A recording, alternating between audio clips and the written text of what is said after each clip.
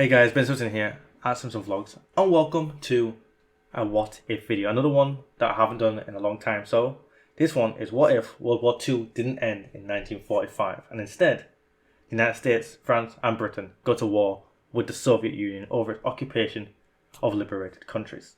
So sit back, grab a snack, grab a drink, kick your feet up, most importantly, have fun here on the channel. Check out my other channel linked in the description, Simpson Plays, along with simpsonplays.com, Instagram, Rizzle, TikTok and Twitter, all filled with fish to enjoy more short form content from me. And of course, make sure to like, comment, subscribe, hit that bell notification here on Simpson Vlogs. So then, before I continue any further, if you want to check out what NATO is and how important it will be to the next video, that is a video I've already done on this channel on my Explain series, and that was done last week on the Wednesday, so go check that out now.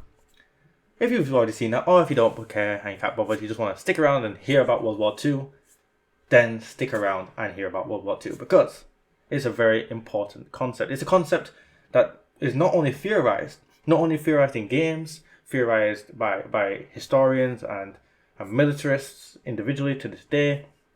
It was theorized at the time by famous General Patton, the man in the tank with a pistol on his hip. He wanted to go to war with the Soviet Union. He begged Eisenhower to get Truman to do it. They didn't do it. And personally, on a personal level, I believe it was a mistake. Not only because these countries suffered under the yoke of the Soviet Union, but because of the world state we are in now. Just look at the consequences of not doing something then, and look at now. Look at places that have been invaded by Russia or the Soviet Union, places like Afghanistan and Ukraine come to mind. Okay, it's just, these countries are now ruined for possibly forever because of the Soviet Union, because of Russia. And perhaps it wouldn't be like this if the United States had fought a war that dragged Britain and France with them against the Soviet Union. But anyway, enough what ifs on that bit. Let's go to 1945. Let's pretend we're back in 1945. It's over. Okay? Hitler's dead. Germany has been defeated. East Germany is occupied. Berlin is occupied. West Germany is occupied. Japan has surrendered to the United States. 2 nuclear bombs have been dropped. The world is taking its sigh of relief because it looks like World War II is over. But instead of allowing the Soviets to dishonor what President Franklin D. Roosevelt instated in saying that these countries would be liberated and free to have their own elections, not rigged ones, but free elections, Harry S. Truman has another conference with Joseph Stalin. And Stalin refuses to give back the occupied, liberated states. Truman decides that he's going to go to war with the Soviet Union over these states. He refuses to allow the Comintern to occupy these states and increase its sphere of influence into Europe. He wants a free Europe with a free economy and a free market.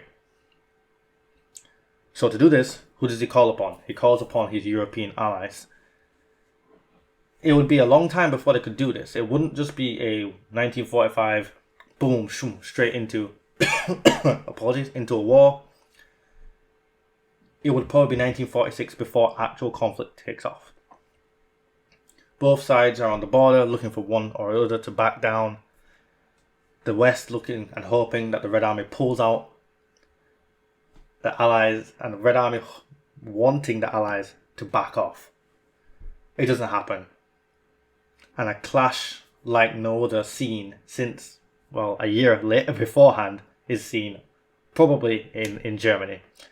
Now you have to remember at the time Berlin is also divided up because it's seen as the capital of Germany. So half of Berlin belongs to the Soviet Union, the other half to the West. That western half would fall pretty quickly under the fact that the rest of it is completely surrounded by Soviet forces. It's quite likely that all diplomats and people of importance politically and economically would have been pulled out of Berlin before the first shots are fired. If not, they can expect pretty harrowing treatment from the Soviet Union at the time. Many prisoners of war would be probably sent to Siberia, to the gulags, and, well, Berlin would be completely under the control of the Red Army. Now, the important thing to remember is the Red Army at this point is only the Soviet Union. Whilst it's a hell of a lot of men, it's not the Warsaw Pact, because it's quite like the Polish armies and all these would not be integrated into the Red Army yet.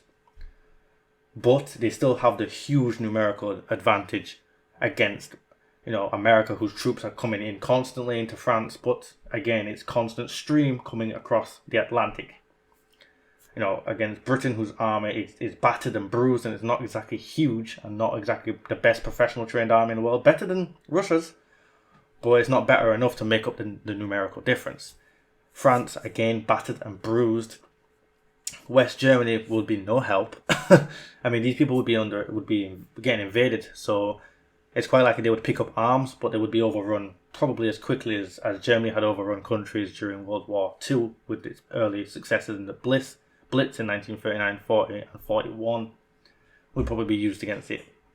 So what I'm saying is West Germany would probably fall months at best, forcing the Allies to pull back. Now, the Red Army would probably keep rolling forward. It would keep rolling, probably keep rolling into countries like Netherlands and Belgium.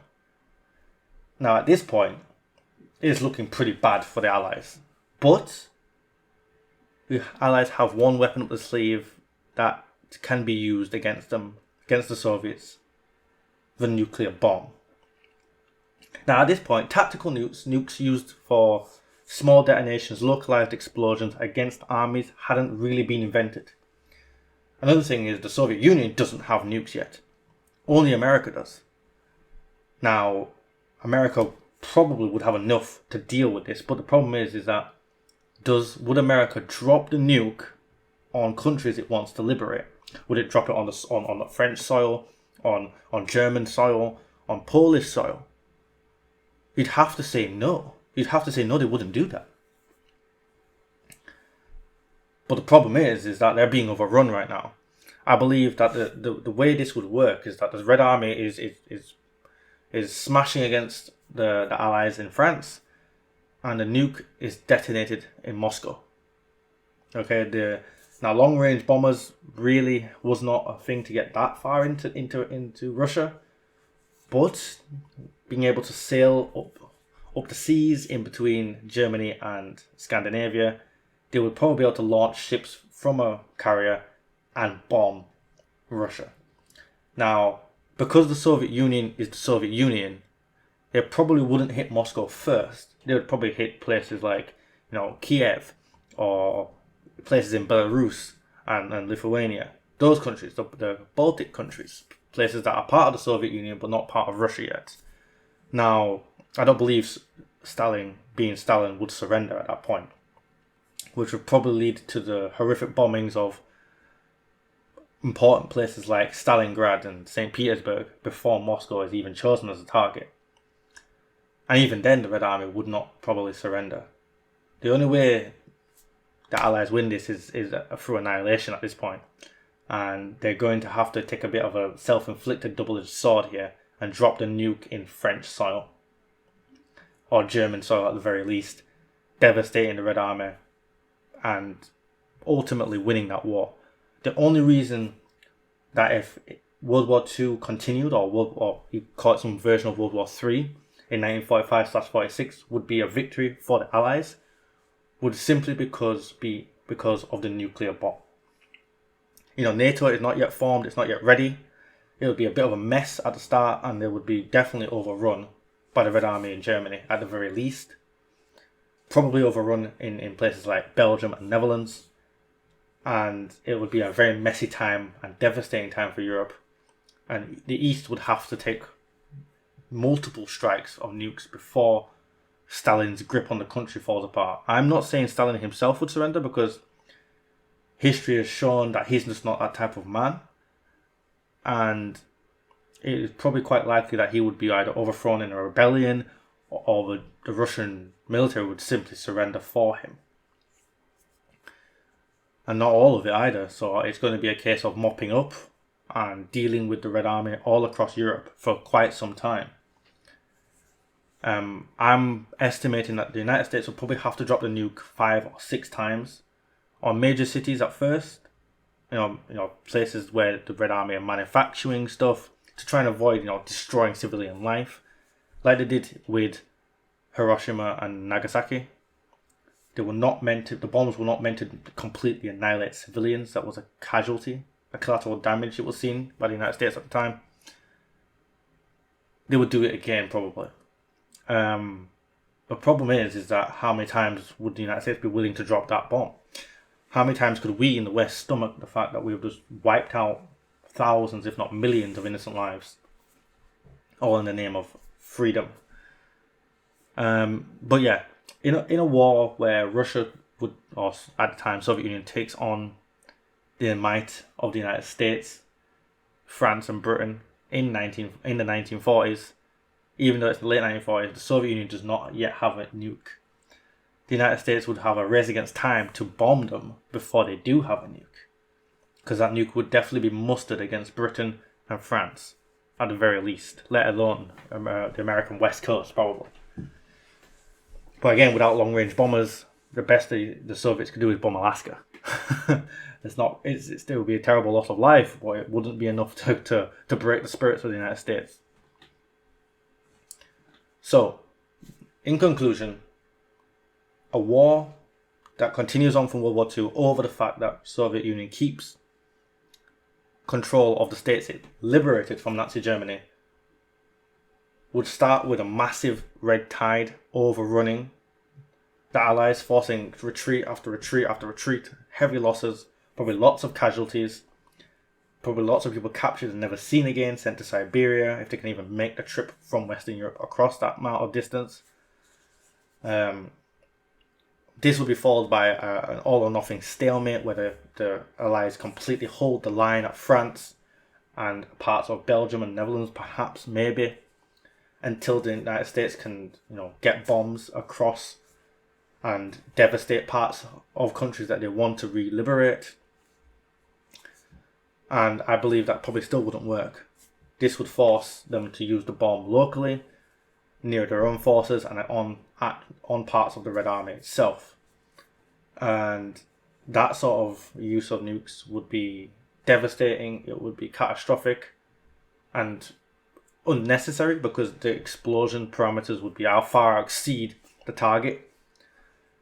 But it would force the Red Army into a surrender. You can't fight against nukes. That's suicide. And as much as these generals fear Stalin, they'd fear suicide more, and the soldiers certainly would. The morale shock from seeing the mushroom cloud would completely overwhelm any soldier, even today. That would be crazy. If you looked out your window, I'm looking out my window now, I'm just imagining seeing a nuke blow up on a hill outside my house. That would be devastating. Seeing that cloud would just be devastating, because you know what it means. Even back then, they know what that means, and the shockwave as well, and the radiation and all that sort of stuff. It'd be too much. The Red Army would surrender. The Allies would win, but it would be a messy time for Europe. And I don't know what sort of revolution would happen in Russia, but it's quite likely the Soviet Union would definitely fall apart. What would happen with Russia is anyone's guess, depending on how badly devastated its cities are and how much the West would be willing to help. Would Russia fall under the stewardship of the West? I doubt it. I don't know. One thing's for certain is that the current party at the time would certainly not survive that war. They would have to go into exile or be killed by their own people, most likely, for allowing such destruction. And that's how it would end for such a conflict. It would be ending in devastation, but not annihilation for Russia. And it would end in a pretty messy time for the rest of Europe. But it would bring about an unforeseen peace in our times, and probably have China potentially not even be the China of it is today. Because without the Red Army being in the way, the West could now potentially police China as well. So, in conclusion, as a final conclusion, the West would win in such a war at the time. simply because of the nuclear bomb. But if you want to see how World War III would play out with the current technology and the fact that everyone's got nukes, well, I'll show you what that mess would look like in the next video coming this Wednesday for you guys. So make sure to like, comment, subscribe down below. Hit the bell notification to keep up to date with everything here on Simpson Vlogs. If you want to check out my other stuff, that's on TikTok, Instagram, Rizzle and Twitter. Also linked down in the description along with Simpson Plays and SimpsonPlays.com. Of course, there's still the Pokemon cards giveaway going on, so be sure to check that out as well. I'm going to love you and leave you now. Ride it back again and try it again if you want more World War II battles and want to hear about how it would all go down again. I'm going to love you and leave you. Until next time, guys. Peace.